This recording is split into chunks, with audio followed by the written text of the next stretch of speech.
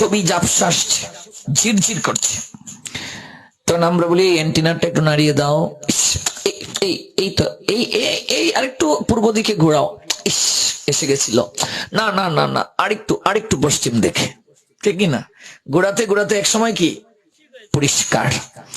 তো আমি যখন হরিনাম করতে বসবো, আহ্নিক করতে বসবো, ভগবানের সেবা দিতে বসবো, যদি আমার অন্য চিন্তা আসে তাহলে বুঝতে হবে কানেকশনটা ঠিকভাবে নাই। ঝিরঝির যদি করে, ঝিরঝির করলে কি ছবি ভালো করে দেখা যায়? তো ঝিরঝির করছে, তার মানে আমি এই হৃদয় আলোয়ে ভগবান যে আছেন আমি দর্শন করতে পারছি না, দর্পণটা ময়লা যুক্ত, ঝিরঝির করছে, একটু ভালো করে ঘোরাতে হবে, অ্যান্টিনাটা ভালো করে ঘোরাতে হবে, কানেকশনটা ঠিকভাবে নাই। তাহলে উচিত কি? মহাপ্রভু শিক্ষা অষ্টকমের প্রথম শ্লোকটায় তার সমাধান দিয়েছেন, চেত দর্পণ মার্জনম। কি দ্বারা মার্জন করব? দ্বিতীয় শ্লোকে বলছেন, নাম নাম অকারী বহুধা নিজ সর্বশক্তি। ঘুম থেকে উঠে আমরা যারা গৌড়ীয় ভাবাদর্শে আছি, আমরা তো শিক্ষা অষ্টকম পড়ি সবাই, কিন্তু মানতে কজন পারি? ত্রিনাদুপি শুনেছেন, পড়ছি প্রতিদিন, পড়তে পড়তে মুখস্থ আছে, কিন্তু এই যে আদর্শটা এটা পালন করাটা খুবই কঠিন। তাহলে ভজনে অগ্রসর আমি হয়েছি কিনা, জপমালা নিয়ে যখন আমি বসবো, যদি আমার হরি চিন্তা থেকে বিষয়ের চিন্তাটা বেশি থাকে, বুঝতে হবে ময়লা রয়ে গেছে প্রচুর।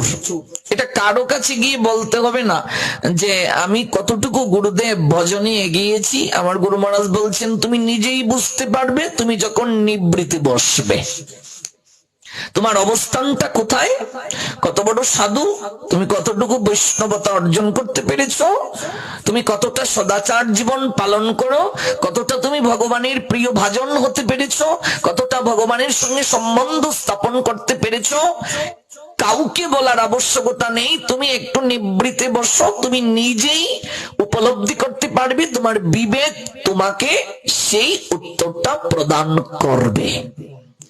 আজকাল হরিনাম যেভাবে হচ্ছে, নাম আবাস হচ্ছে, কোনো কল্যাণ না। হরে কৃষ্ণ কৃষ্ণ কৃষ্ণ হরে হরে। ফুলকপির কেজি কত? হরে রাম হরে রাম রাম রাম হরে হরে। শসাটা একটু কচি আনলে তো ভালো। কি আনছো, কি বাজার করো তুমি? হরে রাম হরে রাম রাম রাম। হ্যাঁ তোমার আমি বাজার করলে সবচেয়ে ভালো আসলে ঝগড়াও করছে, হরিনামও করছি। ভাগবত পাঠে গিয়েও হরিনাম করছি। জপমালাটা একটা ফ্যাশন হয়ে গেছে। আজকে দেখছি একজন প্রণাম দিচ্ছে, আবার জপমালা এইভাবে প্রণাম দিচ্ছে, জপমালা মাটির সঙ্গে পায়ের সঙ্গে, জপমালা মানে জপমালা গলায় থাকবেই, কারণ এটা একটা ফ্যাশন হয়ে গেছে এখন। অথচ জপমালার সঙ্গে নিয়ে কাউকে প্রণাম দেওয়ার অনুমতি শাস্ত্রে আচার্যগণ প্রদান করেন নাই। এবার কি করব? তাই মাথায় তুলে, অনেকে তুলে এরকম জপমালাটা এরকম ঘাড়ে নিয়ে মাথায় নিয়ে প্রণাম দিচ্ছে। নাম আবাস হবে, প্রেম লাভ হবে না। নাম আবাসে মুক্তি হতে পারে, ভগবান বিষ্ণু দর্শন হতে পারে, অজামিলের হয়েছিল, কিন্তু কৃষ্ণ প্রেম কোনোদিন সম্ভব নয়, কৃষ্ণ দর্শন কোনোদিন সম্ভব নয়। যথার্থ ভক্ত কি মুক্তি চায়? চায় না। কি চায়? সেবা অধিকার। কি চায়? প্রেম ধন। তাহলে আমরা যেভাবে হরিনাম করছি, এইভাবে আমাদের কৃষ্ণ প্রেম প্রাপ্তি সম্ভব নয়। এই জন্য নির্ধারিত সংখ্যক হরিনামটা চেষ্টা করতে হবে তুলসীকে পাশে রেখে, কথা না বলে করার জন্য। বাজে চিন্তা আসে, করব কি, আসতে দাও, হরিনাম বন্ধ করা যাবে না। উত্তর দিচ্ছেন বিজয় কৃষ্ণ গোস্বামী পাদ। লোকনাথ গোস্বামী পাদের সমসাময়িক একজন সিদ্ধিপ্রাপ্ত মহাপুরুষ বিজয় কৃষ্ণ গোস্বামী পাদকে তার এক শিষ্য এসে বলছি, গুরুদেব আপনি যে আমায় দীক্ষা দিলেন, আমি যখন মন্ত্র ধ্যান করতে বসি তখন যত কুচিন্তা, কুভাবনা, খারাপ মনোবৃত্তি বেশি করে মনে হয়। কারণ কি? গুরুদেব বললেন, বাবা তুমি যে জঙ্গলটা পার হয়ে আমার কাছে আসো এই কুঠিরে, বলো তো তুমি জঙ্গল পাড়ি দিয়ে আসতে প্রতিদিন কি দেখো? যে কদিন তুমি এসেছো এর মাঝে কি দেখেছো? শিষ্য বলে উঠলেন, গুরুদেব কোনো একদিন আমি দূর থেকে একটা হরিণ দেখেছি, কোনো একদিন আমি একটা বানর দেখেছি, রং বেরঙ্গের কয়েকটা পাখি কোনো একদিন দেখেছি। গুরুদেব বললেন, যদি মনে করো এই জঙ্গলটায় আগুন লেগে যায় তখন তুমি কি দেখবে? যে গুরুদেব ওই পশু পাখিগুলোকে একসঙ্গে আমি দৌড়াতে দেখব। প্রতিদিন তো আমি দেখেছি হয়তো কোনো বানর, হয়তো কোনো পাখি, হয়তো কোনো একটা পশু। তাই বলে কি একটা বানর এই জঙ্গলটার মাঝে? অনেক আছে। যখন আগুনটা লাগবে সবাই তো একসঙ্গে দৌড়াবে। তো যখন ভজনের আগুন লাগে তখন ভেতরে ওই পশুগুলো দৌড়াতে থাকে, গৌর প্রেমানন্দে এদিক ওদিক দৌড়াতে থাকে। ওই যে আমাদের মাঝে কুচিন্তারূপ পশুগুলো, রিপুরূপ পশুগুলো, ইন্দ্রিয় রূপ পশুগুলো আছে, এগুলো দৌড়াতে থাকে, বের হওয়ার জন্য ছটফট করছে। এটা ভয় পাওয়ার কিছু নাই, বুঝতে হবে ভজনের আগুন লেগেছে, ভজনের আগুন লাগছে, এই জন্য দৌড়াদৌড়ি করছে। আরো বেশি করে মনে হয় জপমালাটা নিলেই বসলেই মনে হয় আপনি ভজনের আগুন দিচ্ছেন এগুলোকে পুড়িয়ে মারার জন্য, এই জন্য দৌড়াদৌড়ি করছে। আপনাকে আরো বেশি করে অগ্নিটা প্রজ্বলিত করতে হবে। রিফাইন যখন করা হয় জলকে, দেখবেন পুকুরের নিচে কাদামাটি আছে, উপরে স্বচ্ছ জল, কেউ যদি ঢিল দেয়, এই দৃষ্টান্তটা ডক্টর মহানম্রত ব্রহ্মচারী দিয়েছেন, তাহলে নিচ থেকে কাদামাটিগুলো উপরে উঠে আসবে কিনা? মা একটা ঢিল দিলে কিছুক্ষণ পর আবার জলটা স্বচ্ছ হয়ে যাবে কিনা? আচ্ছা, এখন তো ল্যাবরেটরিতে নিয়ে জল বিশুদ্ধকরণ করা হয়, তো যখন বিশুদ্ধ করা হয় নিচে তলানি রূপে কাদামাটি ইত্যাদি পড়ে থাকে কিনা? তো রিফাইন যখন হবে তখন তো নিচেরটা উপরে, উপরেরটা নিচে, এমন হবেই। যদি এমন হয় বুঝতে হবে রিফাইন হচ্ছে, চিত্তটা সুদল হচ্ছে। ভয় পাওয়ার কিছু নাই, আরো বেশি করে হরিনাম করতে হবে। একদিন না একদিন স্বচ্ছ হবেই, দর্পণ পরিষ্কার হবেই। দর্পণ মানে আয়না, আয়নায় যদি ময়লা জমে আমরা একটু কাপড় দিয়ে ধুলাবালিটা পরিষ্কার করে নিই, সুন্দর করে প্রতিচ্ছবি দর্শন হয়। হৃদয়ে দর্পণ যতক্ষণ পর্যন্ত পরিষ্কার না হবে ততক্ষণ পর্যন্ত হৃদয়ে গোবিন্দ দর্শন হবে না। ওই দর্পণ পরিষ্কারের জন্যই, এই চিত্তরূপ দর্পণ পরিমার্জনের জন্যই হরিনাম, হরিকথা শ্রবণ, সাধু সঙ্গ করা। একজন ভজনে কতটা অগ্রসর হয়েছে, তার আচরণ, তার কথাবার্তা, তার চলাচল, সেবার প্রতি কতটা আগ্রহ, এবং সে যখন ভজন করতে বসবে তার হৃদয়ে বৃত্তি তাকে কি জানাচ্ছে, এগুলোর উপর নির্ভর করে। যে গোস্বামী পাদ পরীক্ষা করার জন্য নরোত্তম দাস ঠাকুরের কুটিরে কয়েকজন সাধুকে পাঠালেন। মধ্যাহ্নকালীন সময়, তখন নরোত্তম দাস ঠাকুর রন্ধনে ব্যস্ত, রসুই করছেন।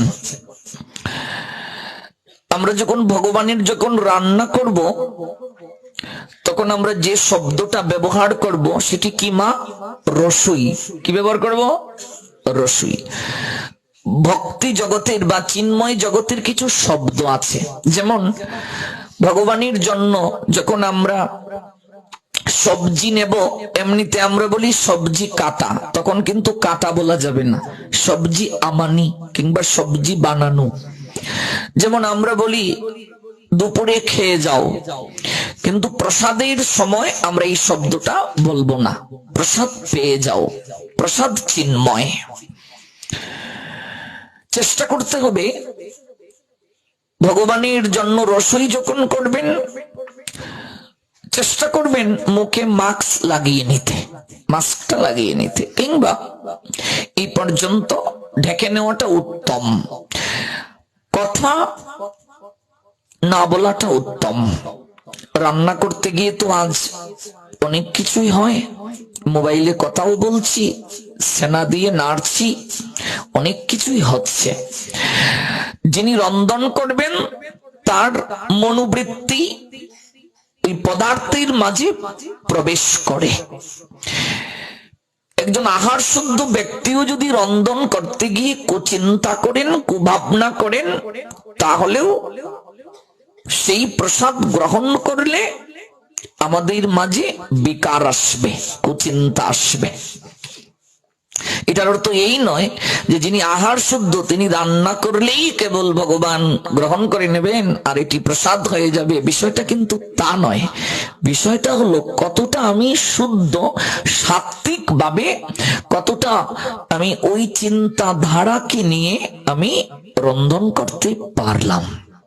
স্বামী বিবেকানন্দ আমেরিকায় যখন গেলেন, এক পাশ্চাত্যের শিক্ষিতা রমণী দুগ্ধকে গরম করে স্বামীজির জন্য নিয়ে এলেন গ্লাসে করে। স্বামী বিবেকানন্দ তিনি কিন্তু অনেক সুন্দর চেহারার অধিকারী ছিলেন, অনেক সুন্দর, দেখেছেন তো চিত্রপটটা, অনেক সুন্দর ছিলেন।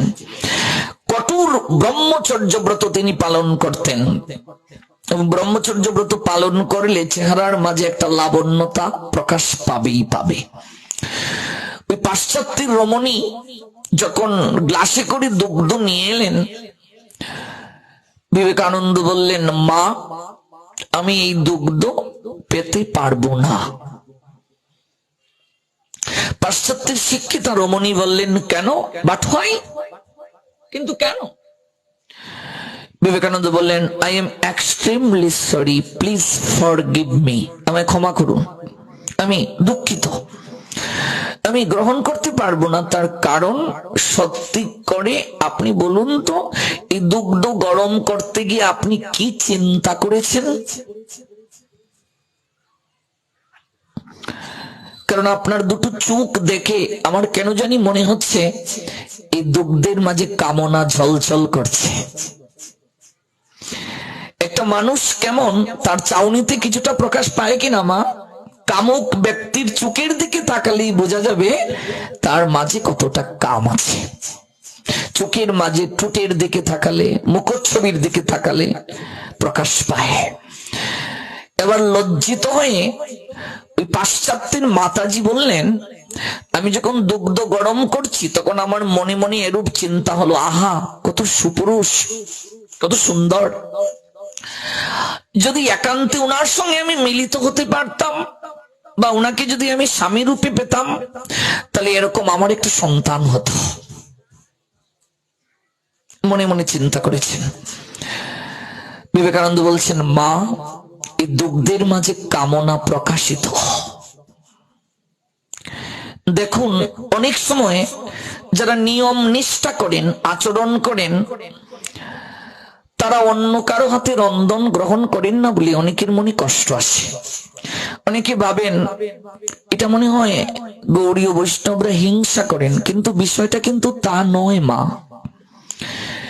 এটার সঙ্গে বিজ্ঞানের একটা অভূতপূর্ব সাদৃশ্য আছে। যেমন করোনার সময় আমরা দেখেছি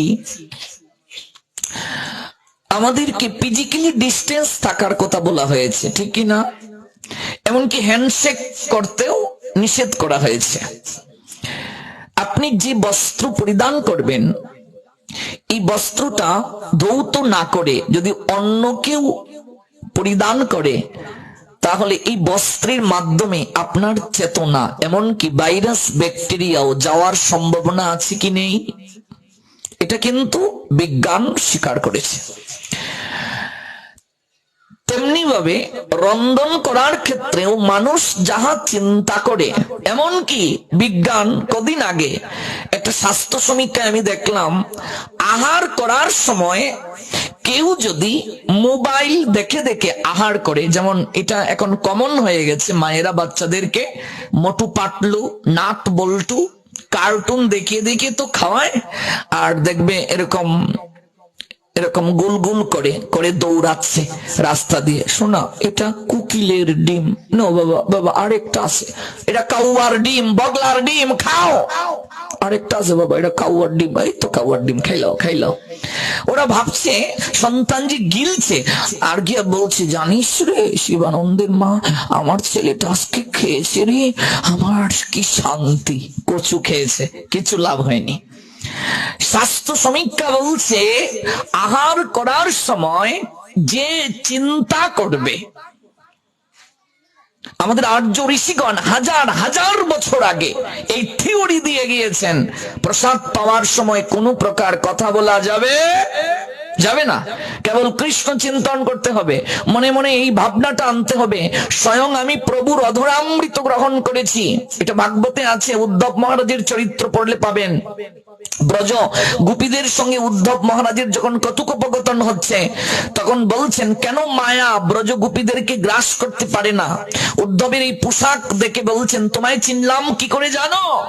তুমি যে পোশাক পরছো এটা আমাদের শ্যাম সুন্দরের পোশাক, আমরা নাসিকার মাধ্যমে গ্রাণ নিয়ে উপলব্ধি করতে পেরেছি এই পোশাকটা আমাদের শ্যাম সুন্দরের পোশাক, নাসিকার মাধ্যমে গ্রাণ নিয়ে উপলব্ধি করতে পেরেছি। স্বামী স্ত্রীর মাঝে গভীরতম সম্পর্ক, তিনি আমার স্বামী কিনা এটা বুঝতে গেলে কি শুধু কি চোখেরই প্রয়োজন আছে? স্পর্শের মাধ্যমে কি আমি বুঝতে পারবো না তিনি আমার স্বামী কিনা? অঙ্গ গ্রাণের মাধ্যমে কি আমি বুঝতে পারবো না তিনি আমার স্বামী কিনা? না শুধু চোখের মাধ্যমেই প্রমাণ হয়? এই প্রশ্নটাই গৌতম মুনি করেছিলেন অহল্যাকে, যে তুমি বলেছ যে আমি তোমার সঙ্গে সঙ্গ প্রার্থী হয়ে এসেছি, তুমি এতকাল ধরে আমার সঙ্গে আছো, ইন্দ্র যে আমার রূপ ধারণ করে তোমার নিকটে এলো, তুমি কি উপলব্ধি করতে পারলে না যে আমি নই, তুমি না পতিব্রতা? যার কারণে অহল্যাকে পাষাণ হতে হয়েছিল। অহল্যা একসময় বুঝতে পেরেছিলেন যে উনি তো আমার স্বামী হতে পারেন না। নাসিকার দ্বারাও অনেক কিছু অনুভব করা যায়। প্রসাদ পাওয়ার সময় মনে মনে চিন্তা করতে হবে আমি ভগবানের অধরামৃত গ্রহণ করছি, স্বয়ং আমার প্রভু এগুলো পেয়েছেন, আহা আমার কত সৌভাগ্য, প্রভু এটা পেয়েছেন স্বয়ং, আমি তার অধরামৃত পেয়েছি। এই চিন্তা করতে করতে যে প্রসাদ পাবে। আজকাল ওই একজনকে দেখলাম প্রতিনিয়ত ইন্ডিয়া থেকে এক রাক্ষসই বলবো, সাধু এমন নয়, কত আইটেম দিয়ে প্রসাদ এরকম প্রতিদিন সে দেখাচ্ছে যে নিরামিষ খাবার কে বলেছে, এই দেখুন একেবারে কাবাবের মতো, এটা আমরা ময়দা দিয়ে বানিয়েছি। হ্যাঁ, তারপর ওই কি বলে ওই এরকম শিক ঢুকিয়েছে ময়দার ভেতরে, ঢুকিয়ে এরকম এই দেখুন কি লাগছে, এরকম করছে। অথচ চৈতন্য চরিতামৃত বললেন জিহ্বার লালসায় যে ইতি উতি দায়, কৃষ্ণ দর্পরায়ণ কৃষ্ণ নাহি পায়। অতিরিক্ত তেল মশলা হিং কি বলে আরো সাম্বার না কি দেখি সাম্বার, এগুলো দিয়ে যখন রন্ধন করা হয় তখন সেটি আর সাত্বিক থাকে না, রাজসিক হয়ে যায়। গীতাটা পড়ে দেখুন, সাত্বিক রাজসিক তামসিকের আহারের ব্যাখ্যা আছে। কারণ তারপর এমন করে করে আলুকে দিয়ে মাঝখানে আবার এরকম কুসুমের মতো হলুদ করে যা খুশি তাই করছে মানুষ। আবার বলছে আমরা তো প্রচার করছি যে আমরা তো মাছ মাংস খাওয়ানো থেকে আমরা নিরামিষ খাওয়াচ্ছি, কোনো লাভই তো হচ্ছে না। প্রসাদ যে গ্রহণ করা মনুষ্য জীবনের পরম উদ্দেশ্য, এই শিক্ষাটা আমাদের দেয়া দরকার সাধু সমাজে। আমি স্মৃতিতে যদি মাছ মাংস রেখে মাছ মাংসের বিকল্প কিছু করিয়ে মানুষকে শিক্ষা দেই, তাহলে মাছ মাংসই খাও। আমার তো স্মৃতিতে রয়ে গেছে এটা। এ তো সহজ নয় যে আমি বাহিরে দেখাচ্ছি আমি আহার শুদ্ধ, কিন্তু আমার ভেতরে এখনো এই লালসা রয়ে গেছে। বহুকাল যদি এমন করেও কেউ প্রসাদ গ্রহণ করে, কোনদিন তার কৃষ্ণ চরণে রতি আসবে না, প্রীতি আসবে না, ভক্তি আসবে না, আসবে না, সম্ভবই নয়, প্রশ্ন ওঠে না। আমাদের আচার্যগণ যে সিদ্ধান্ত দিলেন, এই সিদ্ধান্তের বাইরে আমরা আজকে চলে যাচ্ছি, সম্পূর্ণ বাইরে। আজকে কি ধোঁকা আরো কি কি কি জানি বানিয়ে এমন ভাবে আকার করে রাখছি। হ্যাঁ, এগুলো দেখে পূর্ব স্মৃতি যদি স্মরণ হয়ে যায়, তাহলে তো আর প্রসাদ রইল না। এরকম প্রচার হয় যে আপনি একেবারে কফির টেস্ট পাবেন। আমরা যা বানাচ্ছি, মায়াপুরে গেলাম, বলছে কফির টেস্ট পাবেন, একেবারে কফি, কিন্তু এটা নিরামিষ কফি। কফি আবার নিরামিষ হয়। বিরিয়ানি নিরামিষ, বিরিয়ানি আবার নিরামিষ হয়। বিরিয়ানি শব্দের অর্থ কি? বিরিয়ানি শব্দটা কোথা থেকে এলো? বিফ শব্দ থেকে বিরিয়ানি শব্দ এসেছে। বিফ মানে তো আপনারা বুঝিনি, বিফ থেকে বিরিয়ানি শব্দ এসেছে।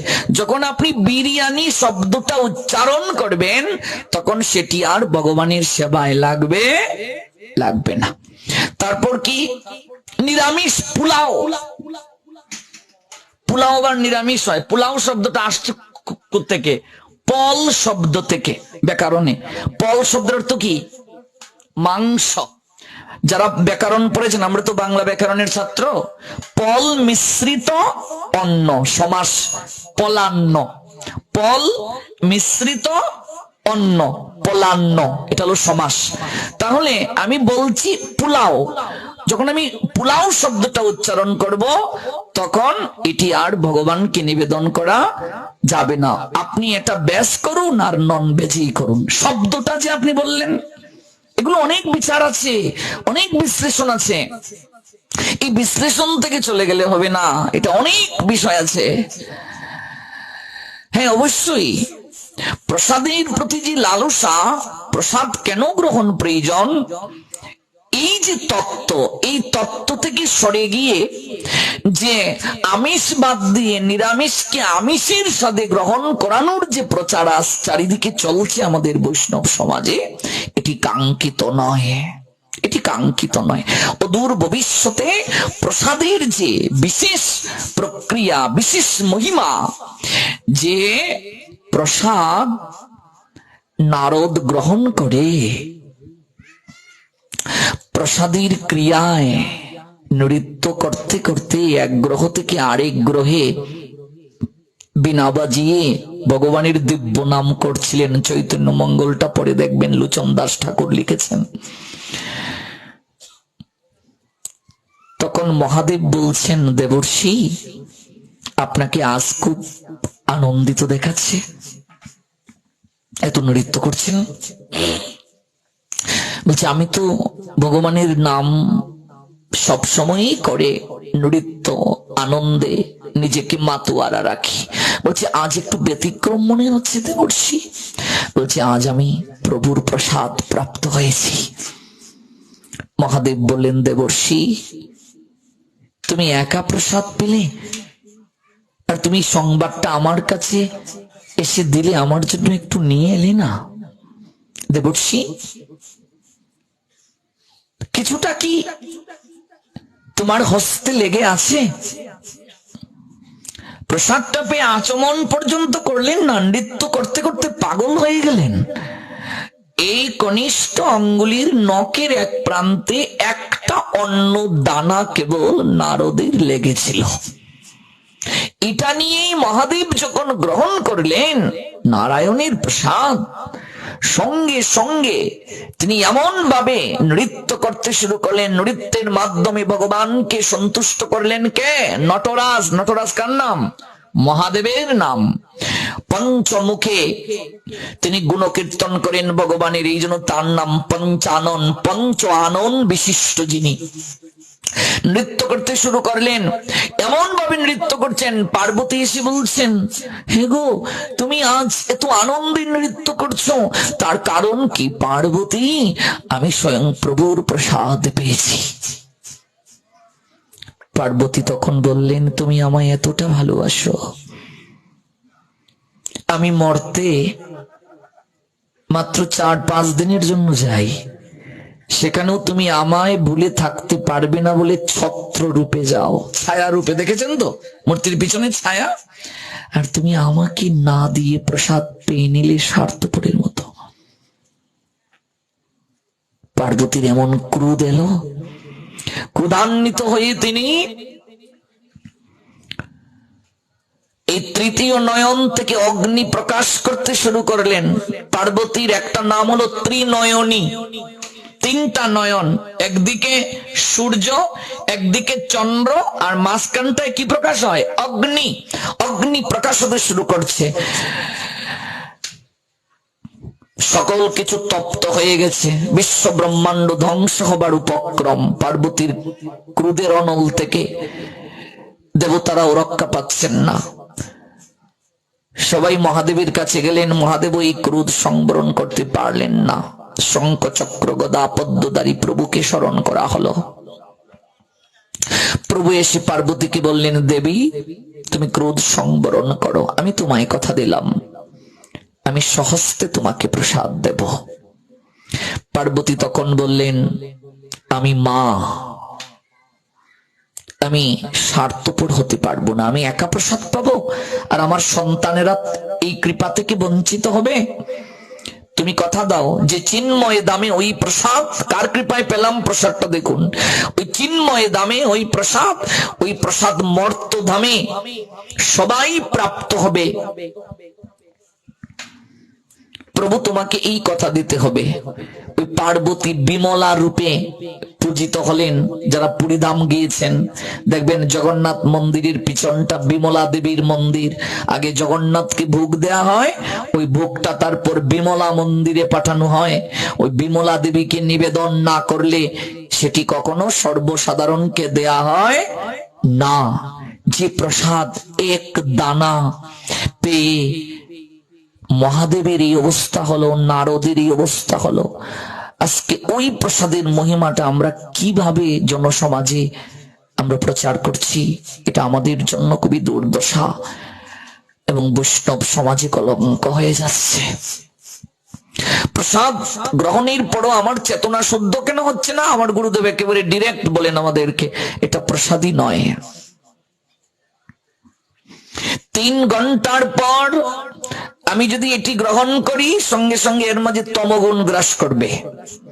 এবার যদি কেউ বলে ওই ডাস্টবিন থেকে কিংবা ওই পুরীর জগন্নাথের যে মন্দির তার ড্রেন থেকে তুলে তো রঘুনাথ দাস গোস্বামী পাদ প্রসাদ পেয়েছেন, এটা আমার আপনার জন্য প্রযোজ্য নয়। এটা রঘুনাথ দাস গোস্বামী পাদের মতো যারা উত্তম অধিকারী, ভগবানের নিত্য সিদ্ধ পার্ষদ, তাদের জন্য। তিনি 4-5 দিনের পচাবাসী অন্নকে দুতে দুতে গ্রহণ করেছিলেন এবং এই উচ্ছিষ্ট গ্রহণ করার জন্য স্বয়ং স্বরূপ দামোদর এমনকি মহাপ্রভু পর্যন্ত এসেছিলেন আর বললেন, নীতি নীতি খাও, আমারে কেন দাও না? এক ক্রঞ্চ নিয়ে মহাপ্রভু নৃত্য করে বলেছিলেন, কত অমৃত, আহা কত অমৃত।